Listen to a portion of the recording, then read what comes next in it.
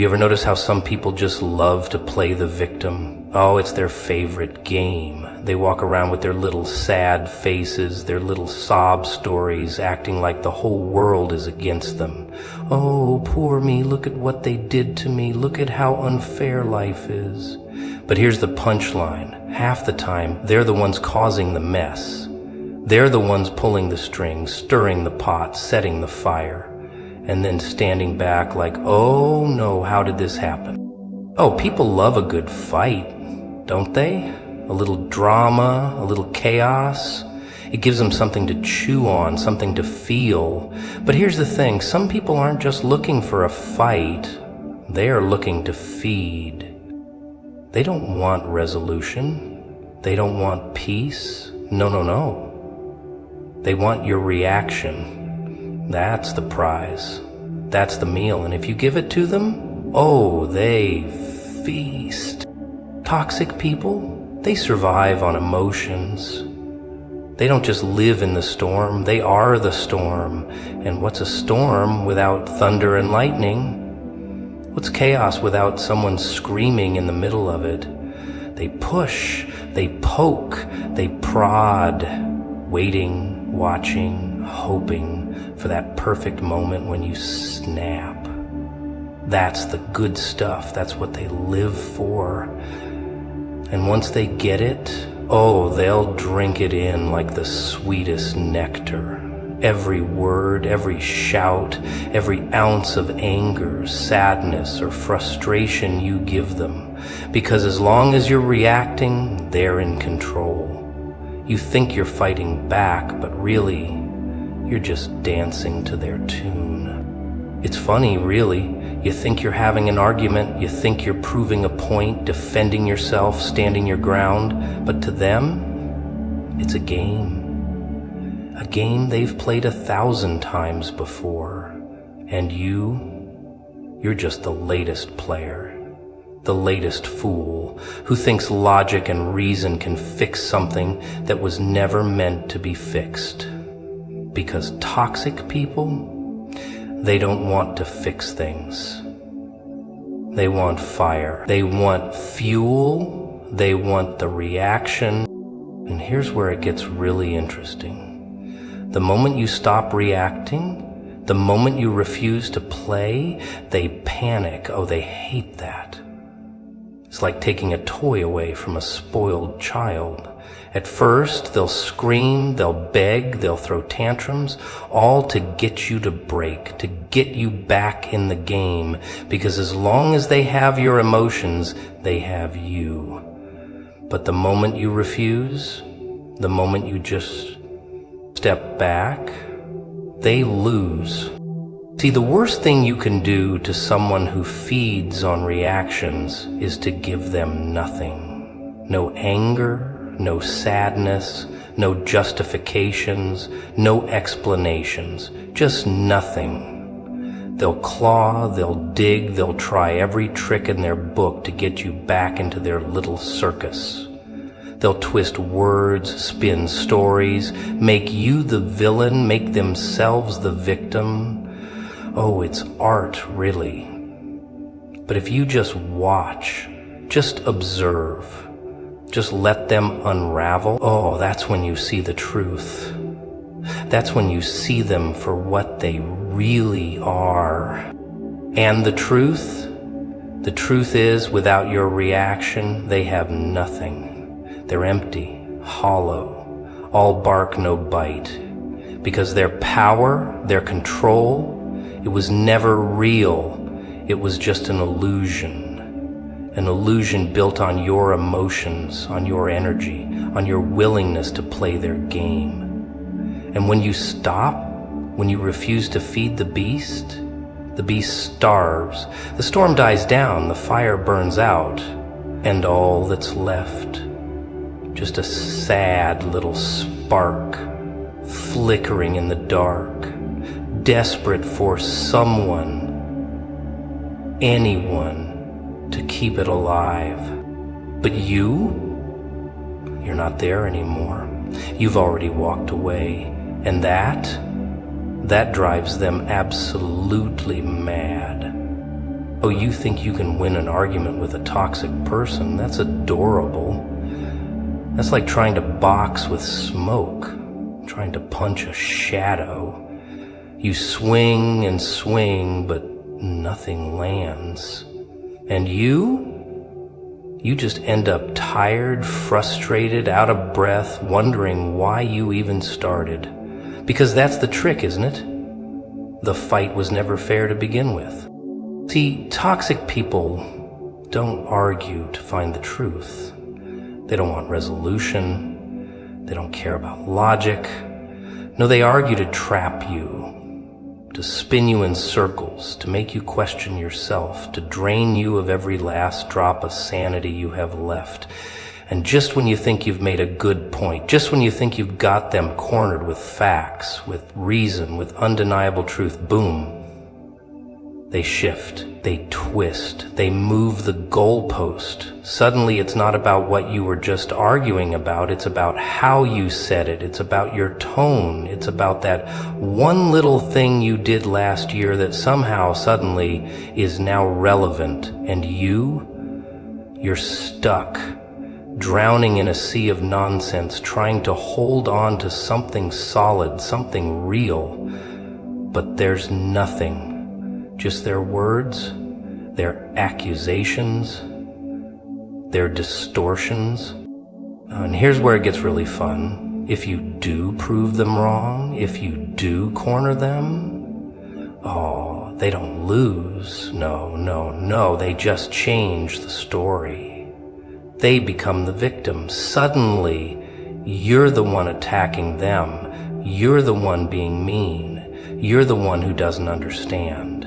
And you're left standing there confused, exhausted, wondering how you went from defending yourself to being the villain. That's the beauty of their little game. They never actually argue with you. They argue around you. They shift, they spin, they dodge, they deflect. They don't fight to win. They fight to tire you out. Oh, and if you get angry, if you snap, that's the jackpot. That's what they wanted all along, because now you're the bad guy. Now they get to play innocent. Look at how irrational you're being. Look at how mean you are.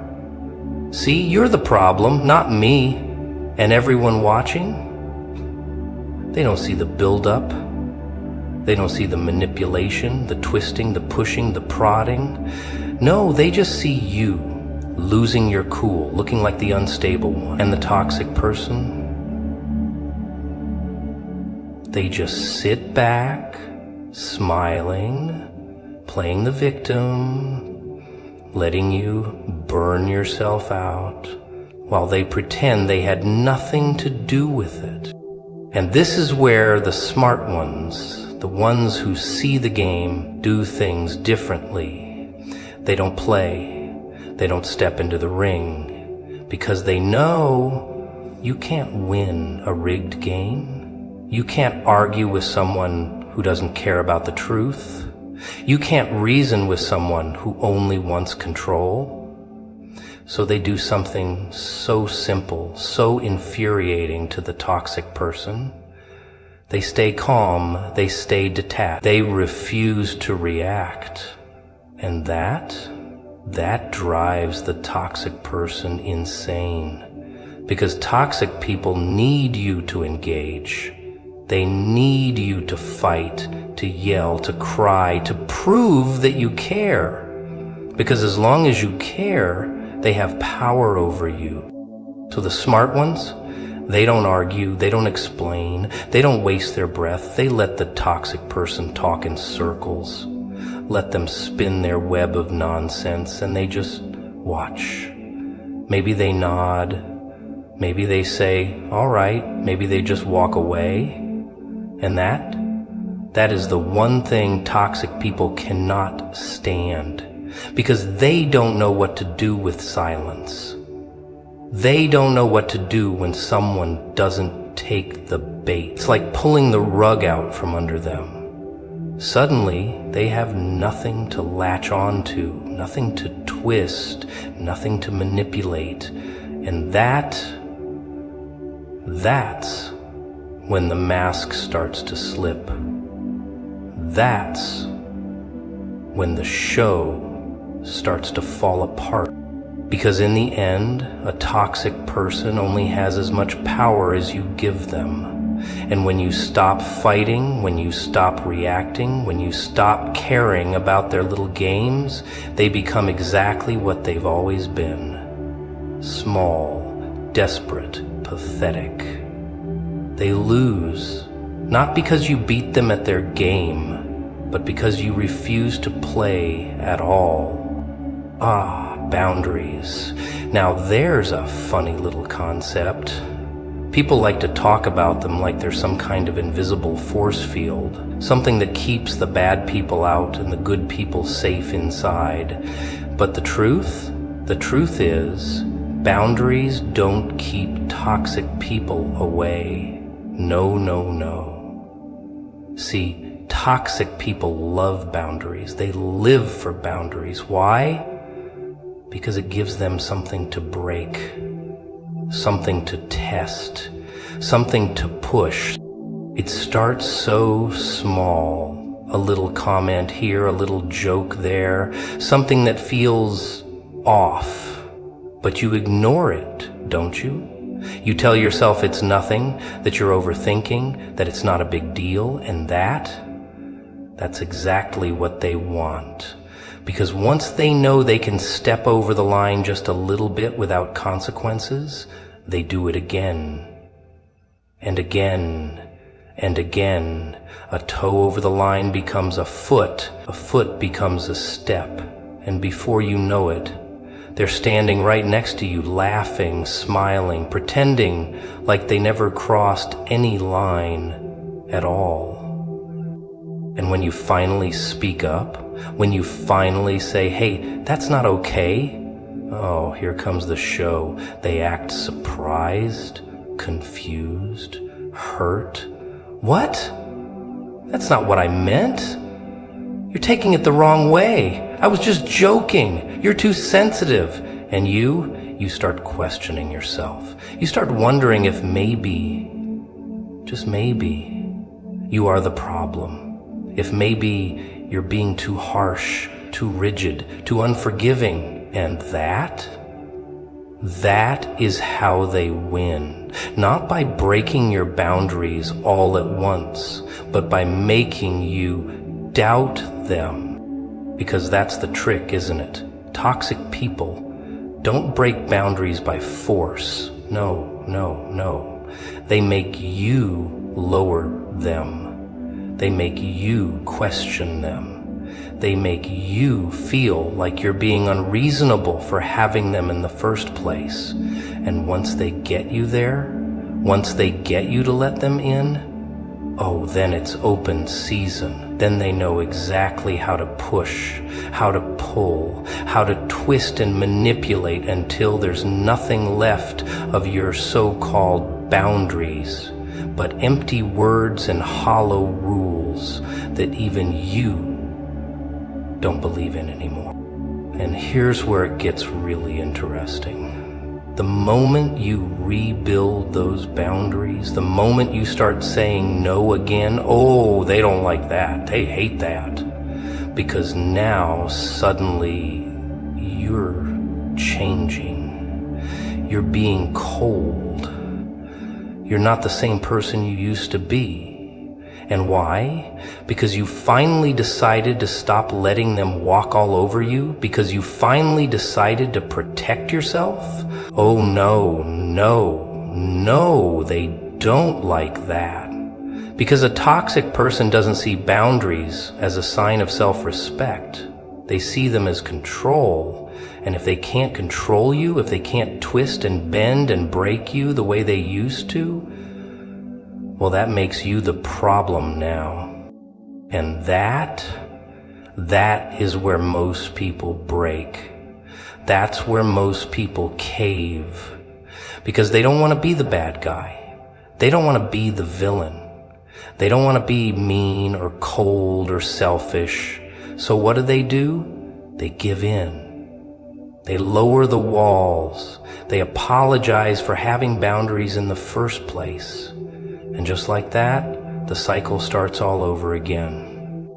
But the smart ones, the ones who see the game, they don't play.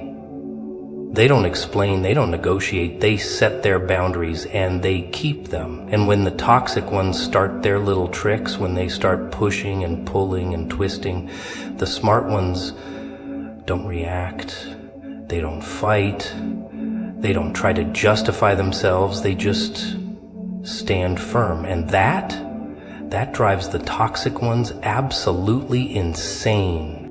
Because toxic people can't handle real boundaries, not the kind that are actually enforced, not the kind that come with consequences. They only like the idea of boundaries because they think they can break them. But when they can't, when they realize that you are no longer bending, no longer breaking, no longer playing their game, oh, they hate that. They panic, they scramble, they do everything in their power to make you second guess yourself. And this is where you see their true colors. Because when a toxic person realizes they can't manipulate you anymore, they only have two choices. They either leave or they show their fangs. They try to destroy you. Try to make you out to be the enemy. Try to turn others against you. Because if they can't control you, they want to make sure nobody else respects you either. And if that doesn't work, if you still stand firm, if you refuse to play their little game, that's when they really lose it. Because a toxic person without control is just nothing. And once you see that, once you really understand it, oh, you'll never let them near your boundaries again. Silence. Now, that's an interesting little weapon, isn't it? People think words have all the power. They think shouting, arguing, explaining, that's how you win. But the real power, the real control, that's in the silence. And toxic people, oh, they hate silence. It drives them crazy. See, toxic people need reactions. They feed on them. Give them anger, they'll twist it into proof that you're the problem. Give them sadness, and oh, now they're the victim. You made them feel bad. Give them explanations and they'll turn them into arguments. It doesn't matter what you say, as long as you say something. They've got something to work with, something to bend, something to twist, something to use. But silence, now that's a whole different story. Silence is like turning off their oxygen. It's like locking the door to their favorite playground. It leaves them with nothing. No words to twist, no emotions to manipulate, no reactions to feed off, just quiet. And that makes them squirm. Ooh, they'll test you, they'll poke, they'll prod, they'll try to drag you back in. They'll say things just to get under your skin. Maybe they'll insult you, maybe they'll lie about you, maybe they'll play the victim, maybe they'll try to guilt trip you. Oh, so now you don't care after everything I've done for you? That's a classic. Or maybe they'll go for something a little sharper. I always knew you were selfish, cold, heartless. And that's where most people break. That's where most people snap. Because people hate being misunderstood. They hate being seen as the villain. So what do? They jump right back in, trying to prove they're not the bad guy. And just like that, the toxic person wins. They've pulled you back into the game. But the smart ones, the ones who see the trick, they don't take the bait. They let the toxic person flail, let them scream, let them throw their little tantrums, and they just watch. No arguments, no justifications, no explanations, just silence.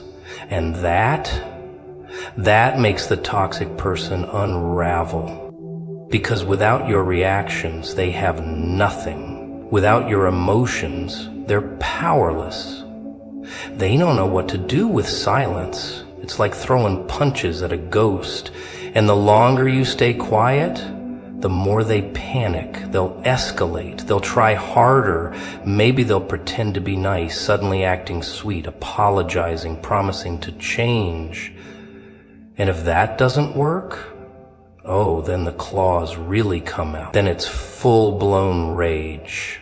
Accusations, lies, anything to get you to react. Because in their world, any reaction is better than none. Even if you're angry, even if you're hurt, even if you're screaming at them, that means they still have control. It means you still care. But the moment you stop reacting, the moment you just let them go, that's when they lose. And oh, do they hate to lose. See, silence isn't just about ignoring them. It's about showing them that they no longer matter. That their words, their games, their manipulations, they have no effect on you anymore.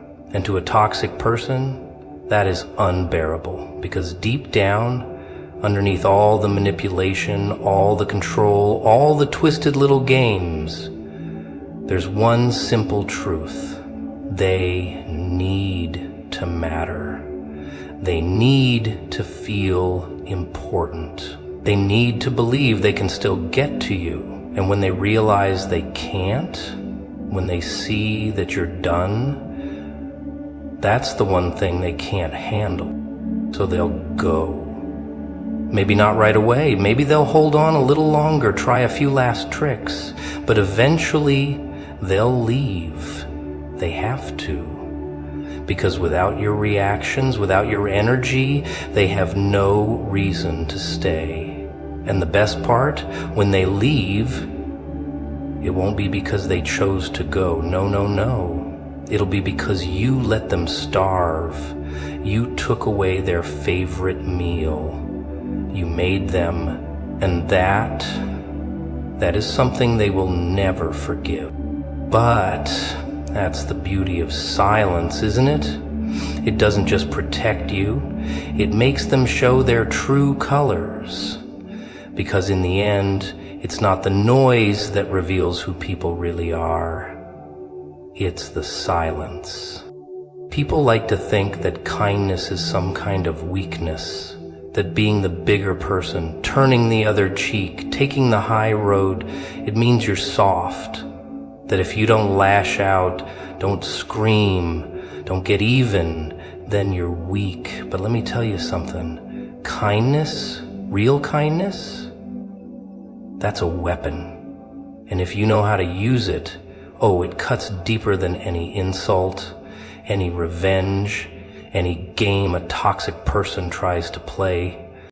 See, toxic people expect a reaction. They live for it. They poke and prod and push, waiting for the explosion. Because the moment you snap, the moment you lose yourself in the chaos they create, that's when they know they've won. That's when they've got you playing their game. And once you're playing their game, well, you can never really win.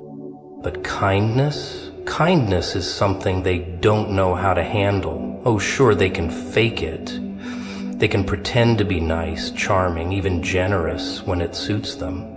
But real kindness, the kind that isn't about manipulation, that isn't about control, that isn't about making people owe you something, that's like a foreign language to them. They don't understand it. And when you use it against them, oh, it destroys them. Imagine this. Someone's trying to tear you down, insulting you, undermining you. Maybe they're spreading lies, twisting stories, making you look bad. They expect you to fight back, to get angry, to lash out, but instead you smile.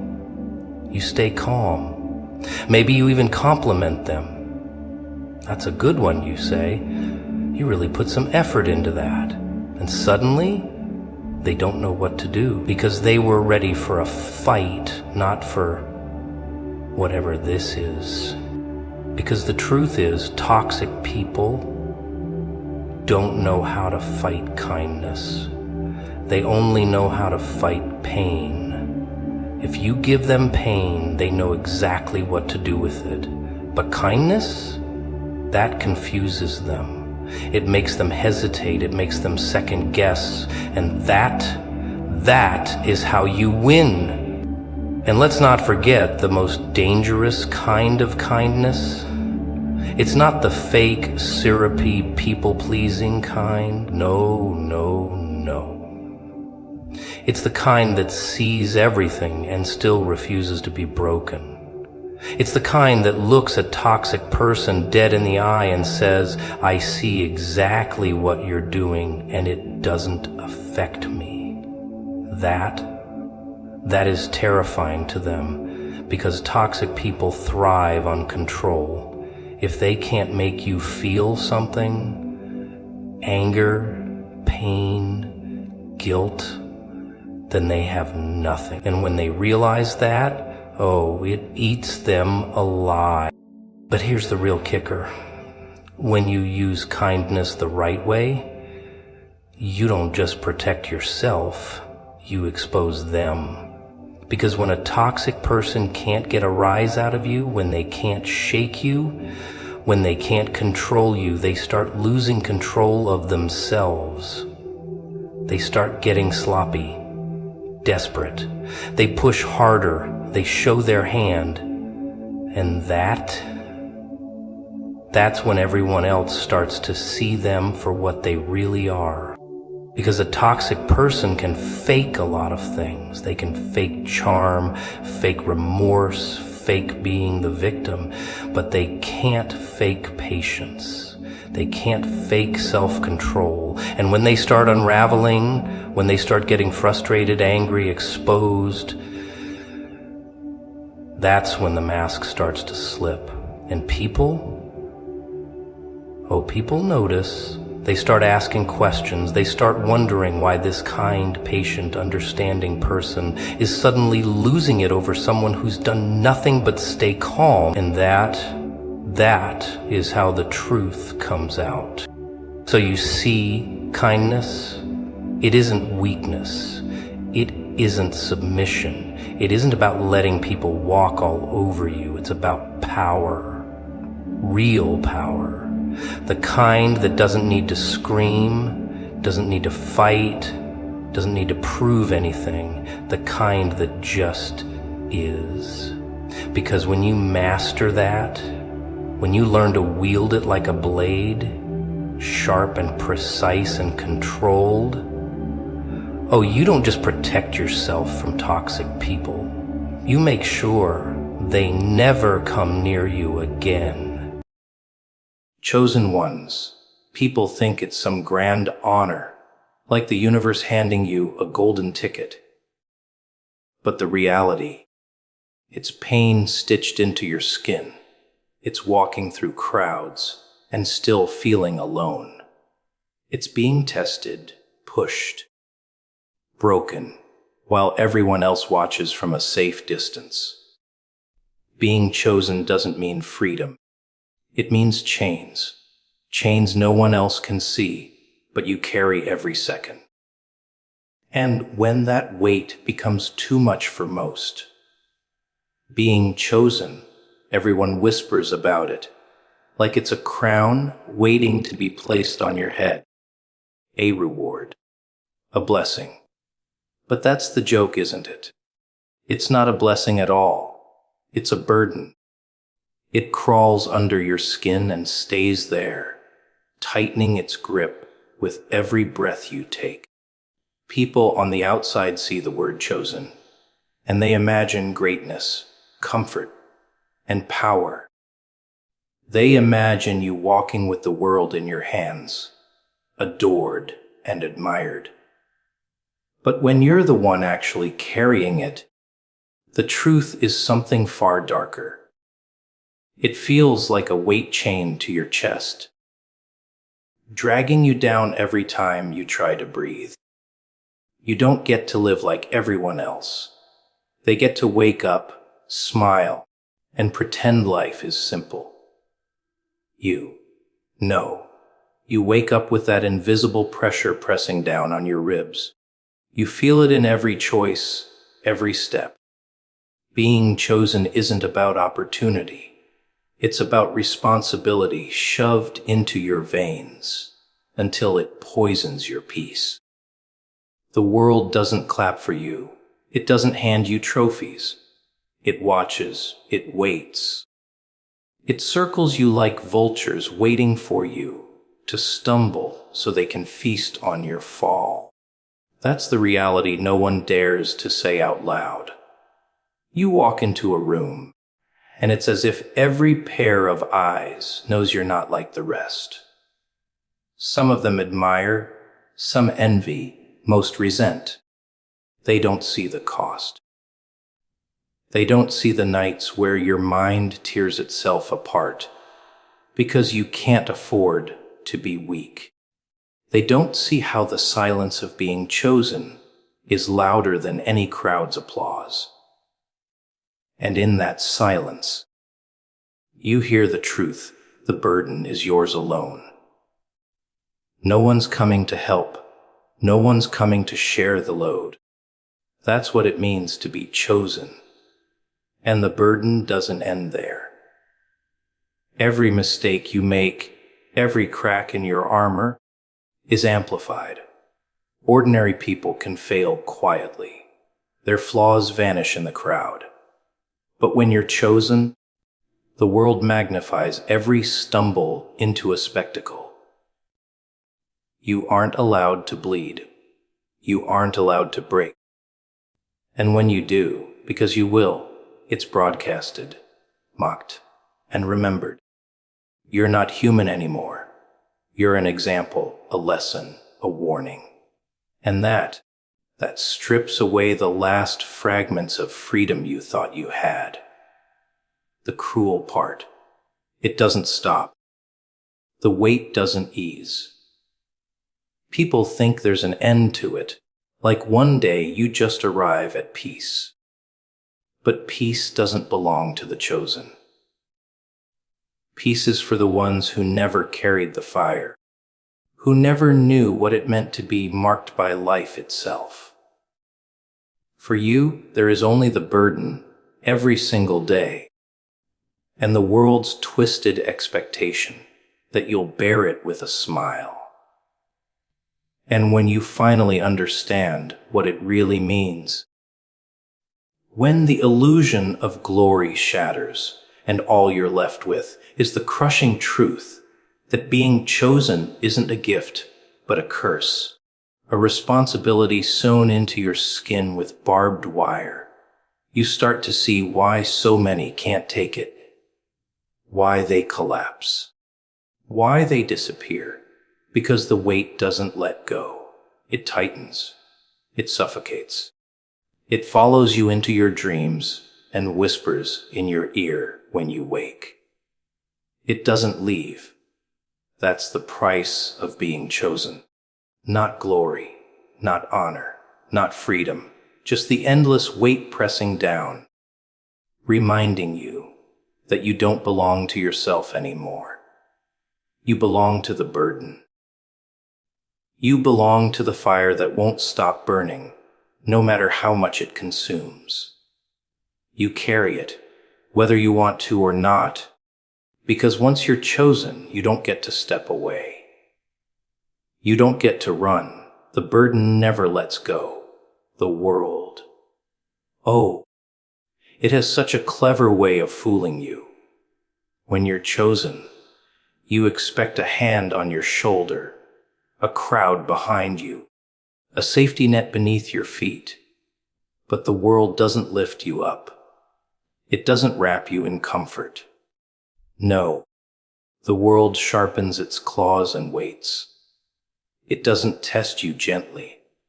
It drags you through fire, through broken glass, through every shadow you thought you'd never have to face. And that's the real trick. People expect applause when destiny calls, but what they actually get is trial after trial until their soul cracks under the pressure. The world has this strange hunger, like it enjoys watching the chosen suffer. It sets obstacles in your path that weren't there for anyone else. It whispers lies in your ear, telling you you're not enough, pushing you to doubt every decision you make. And just when you think you've survived one storm, another rolls in, darker, louder, crueler. You start to notice that the harder you fight, the more relentless it becomes. Almost like the world isn't testing you to make you stronger. It's testing you to break you. And people play their part beautifully. They see you standing out, carrying something they don't understand, and instead of reaching to help, they pull away. Some smile to your face while quietly hoping you'll trip. Others throw stones wrapped in words, cutting deeper than any blade. They don't cheer you on, they doubt you, they judge you, they whisper behind your back.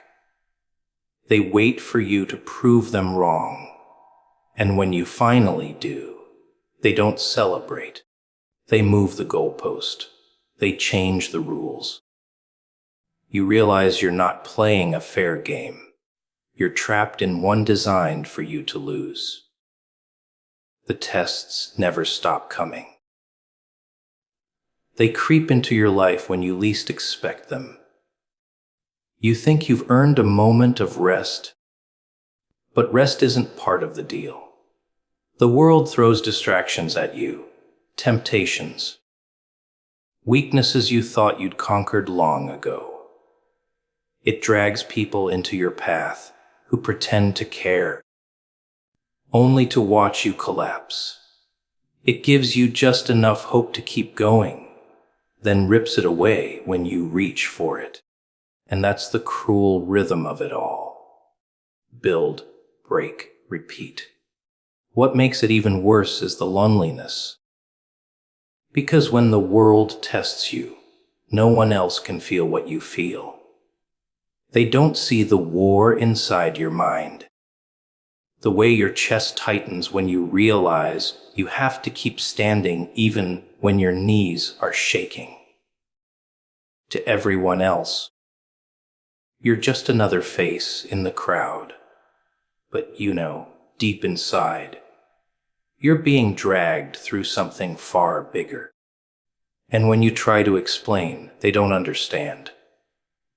They laugh, they dismiss, they call you dramatic. So you stop speaking. You keep it all locked inside, and the silence grows heavier with every test. The pressure builds in ways you can't describe. You start questioning if you're cursed, if you did something to deserve the constant storms. And the truth, that's exactly what the world wants. It wants you confused. It wants you doubting. It wants you standing in the middle of the fire, wondering if maybe you should just give up. Let it all consume you. Because the world isn't kind. It never was. It's a stage where the chosen are the entertainment, and the trials are the show. And the irony is, people on the outside will still point at you and say you're lucky. They'll say you have it all. They'll envy your position, your title, your so-called blessing, while never seeing the blood dripping from your hands. They'll call you strong without realizing strength isn't what you wanted. It's what you were forced to build. The world doesn't support. It tests. It claws. It laughs while you drown, then tosses you a rope made of thorns.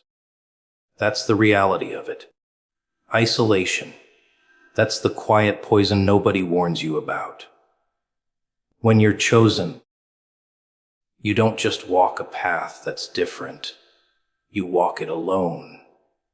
At first, you think you'll still have people beside you.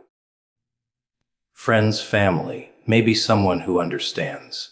But slowly, piece by piece, you realize they can't follow. They don't feel the weight you carry. They don't see the fire that's burning you from the inside out. And little by little, the distance grows.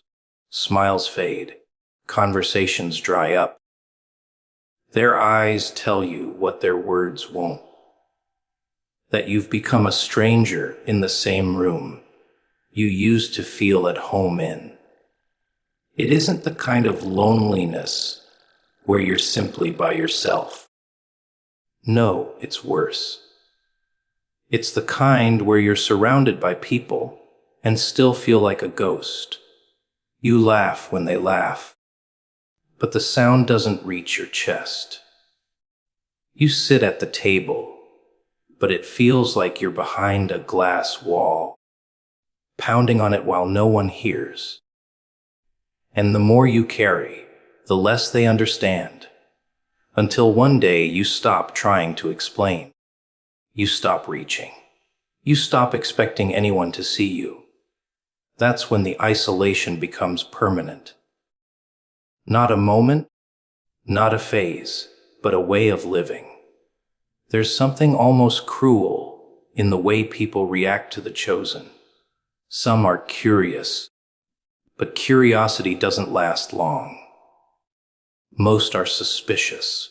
They sense that you're different, that you don't fit into the box they've built for everyone else. And people don't like what doesn't fit. They start to whisper. They start to question.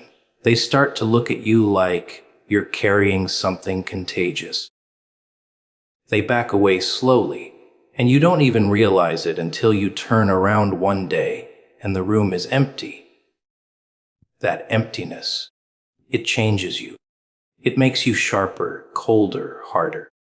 You start building walls so no one can get close enough to leave you again. You start smiling less, talking less, showing less. Because why bother? No one really wants to see behind the mask. They're comfortable with their version of you, not the truth of you. And so, you bury the truth deep down, and isolation becomes the only companion you can trust. It doesn't leave. It doesn't betray. It just sits there, like a shadow, always watching, always reminding you that you're not like them. And then comes the silence, the kind that eats at your bones. At first, you think silence might be peace, but it's not. It's a mirror. It shows you everything you've lost, everything you've sacrificed, everything you can't ever have back.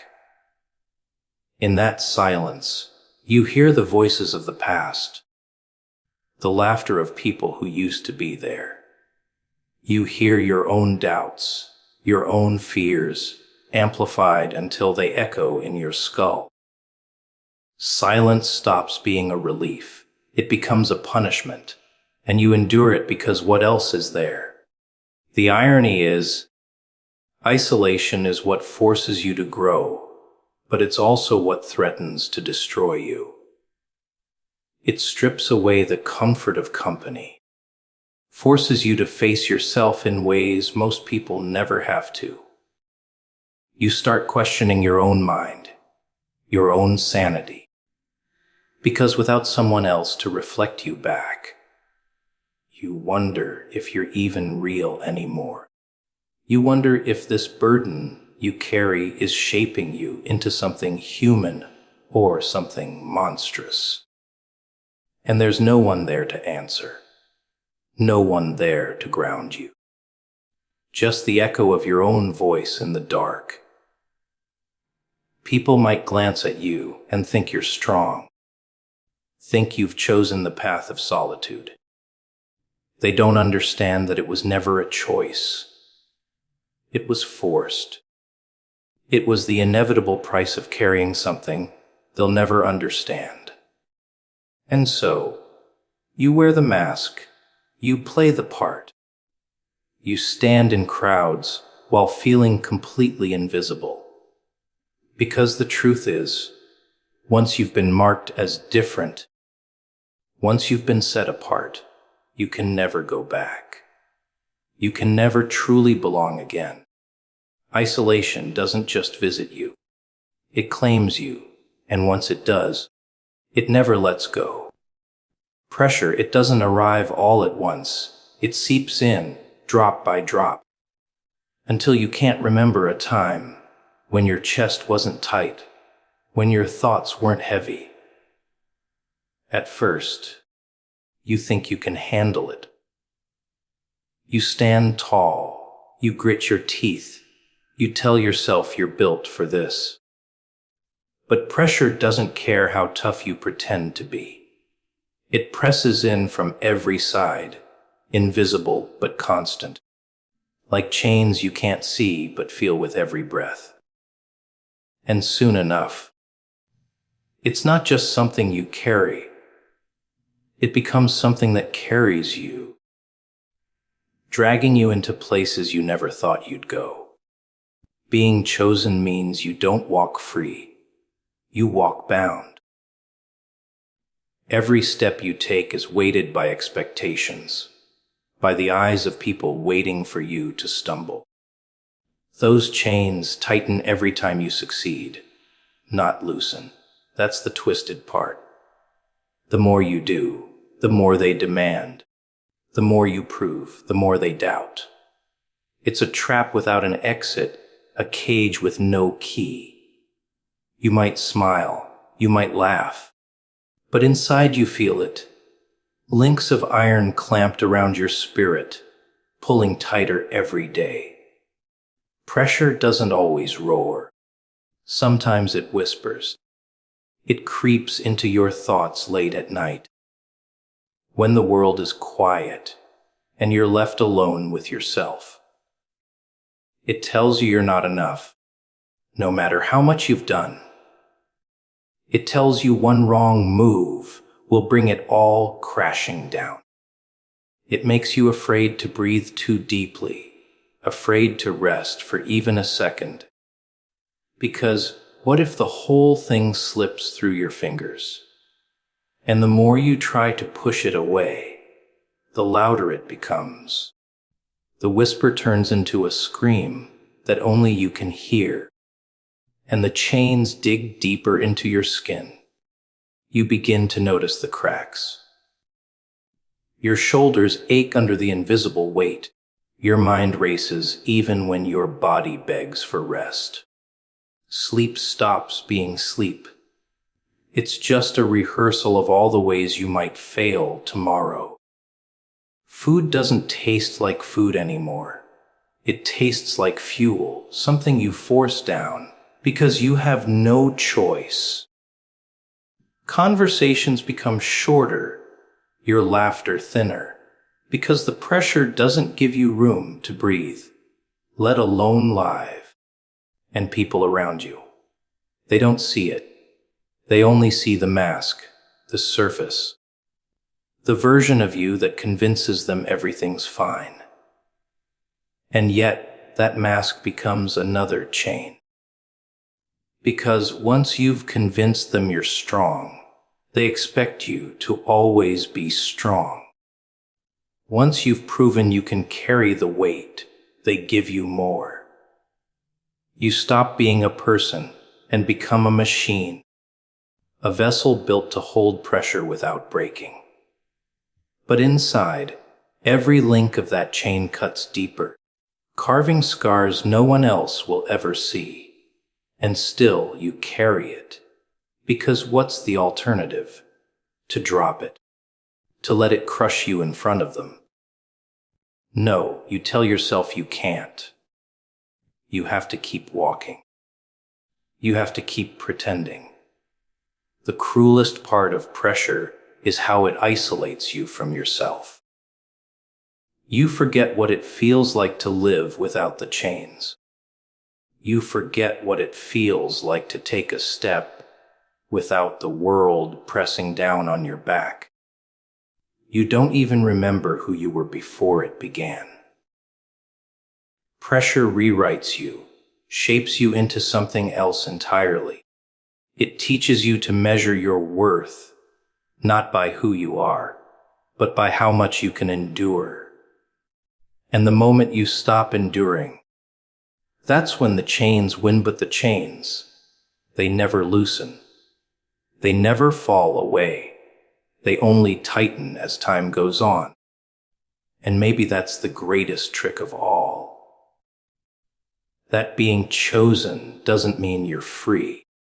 It means you're shackled to something that only grows heavier, something that feeds on your strength, something that makes sure every breath you take is borrowed under the weight of a responsibility you never asked for, but can never escape. Envy and fear, that's the welcome gift for the chosen. People don't gather around to celebrate you. They gather around to study you, to compare themselves against you, what to pick apart every move you make. At first, you think they admire you. You think the stares are filled with respect. But look closer. Their smiles don't reach their eyes. Their applause is hollow. Underneath it all, what they feel isn't pride in you. It's fear of what you represent and envy of what they can never have. The moment you're set apart, the moment life stamps that mark of difference on you, people can't help themselves. They turn cold. They start measuring their own lives against yours. And when they fall short, resentment begins to grow. They don't see the blood in your veins, the weight on your back, the storms inside your head. They only see the surface. The idea that you've been given something they weren't. And instead of understanding the cost, they tell themselves lies. They call you lucky. They call you privileged. They strip away your humanity so they don't have to admit the truth. That deep down, they wish it was them. But envy doesn't stay quiet. It breeds whispers, rumors, sharp little words slipped into conversations. It paints you as arrogant, dangerous, someone who thinks they're better. They try to drag you down not because you've done wrong, but because your very existence threatens them. You remind them of what they never became, of the dreams they buried, of the courage they didn't have. And people hate reminders of their own failures, so they project it on you. They turn their envy into venom and spit it wherever your name is spoken. Then there's the fear. Fear works differently. Fear is quieter, but it cuts deeper. People fear what they can't control, what they don't understand. And when you're chosen, you carry something that doesn't fit into their simple little boxes. That frightens them. They don't know how to approach you, how to define you, how to measure you. So instead of getting close, they step back. They keep their distance. They label you unpredictable, unstable, dangerous even, not because you've harmed them, but because you don't play by their rules. And nothing unsettles people more than someone who refuses to be ordinary. You'll notice it in their eyes. That flicker when you walk into a room. That unease in their tone when they speak your name. They might smile. They might laugh, but behind it is a wall, a barrier, an invisible line that says, "You're not like us." And that makes us afraid. You become the shadow they can't ignore, the mirror they don't want to look into. And once they fear you, they'll never truly accept you. They'll watch from afar, they'll talk when you leave, but they'll never stand beside you without suspicion in their hearts. What they don't realize is that envy and fear isolate you more than chains ever could. You're not just carrying a burden anymore. You're walking through a crowd that secretly resents and fears your presence. Every compliment is a disguise, every handshake a test. You stop knowing who's genuine and who's waiting for you to fall so they can breathe easier. You start building armor, not out of strength, but out of necessity. Because when you're surrounded by envy and fear, trust becomes a luxury you can't afford, and it doesn't stop. The higher you climb, the heavier it gets. The more you prove yourself, the sharper their envy grows. The more you break the rules of their little world, the deeper their fear burrows. It becomes a cycle. Your rise fuels their resentment fuels your isolation. Your isolation makes you stand out even more. Until suddenly you realize that applause and